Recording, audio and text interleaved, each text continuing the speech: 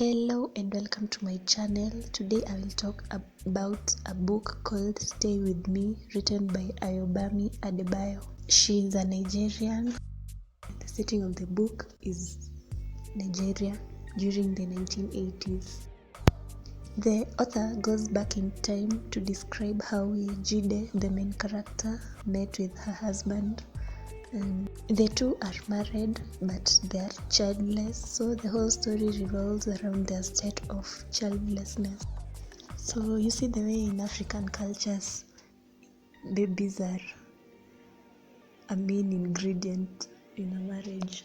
So these people experience pressure from society. The decisions they make that you will see when you read the book are based on that concept of a childless marriage.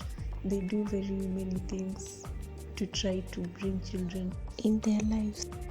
So in as much as the story is built on this concept of a childless marriage, the author managed to bring other aspects into the writing. For example, the political situation in Nigeria at that time, the way there were coups, people overthrowing each other in the political world. So she did not forget to factor that in. She also factored in how the upbringing of someone could affect how they turn out in future. For example, Ejide, really, she kept remembering her childhood. Her upbringing played a major role in how she turned out as a person, and she referred back to her childhood when she was handling her own children. So it teaches us that the way parents raise their kids has a great impact. Yani mtoto mlevu ndivyo akuavyo. In short, the way you raise a child is the way they will turn out to be as adults. I loved the book because it brought out a lot of the Nigerian culture, their beliefs, and their way of life. Yeah, I loved the way they brought out the culture of Nigeria and the Yoruba people. I think the society, they were Yoruba people.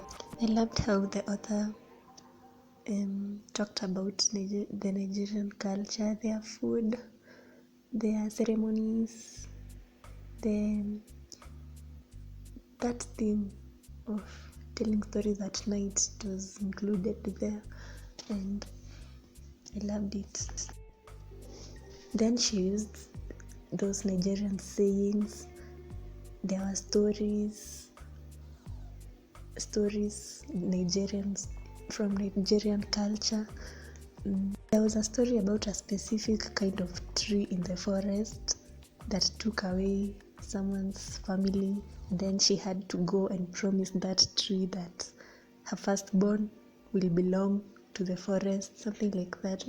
Even the stories, the analogies were reflected that childbearing and parenting issues. And another thing that was very nice about the book is that the author wrote it in two perspectives, one of Yejide and the other one of her husband Akin. So when the story is told in two perspectives, you get to understand why a character is doing what they are doing, what was running through their mind, the questions you're asking yourself. When the story was being told in one perspective, you'll find the answers when you continue reading, and the next chapter is in maybe Akin's perspective, and that was awesome. So it is a nice book. It is enlightening, and it is telling of society. It mirrors society in a very accurate manner when it comes to issues of childbirth. The way if a marriage is childless, the woman will always be blamed. Yes, things like that. And the way the stereotypical mother-in-law, the way they behave. Yeah, something. And then other things. The book had a lot of aspects, and I loved it, and I'd recommend it. Thanks for stopping by. See you next read.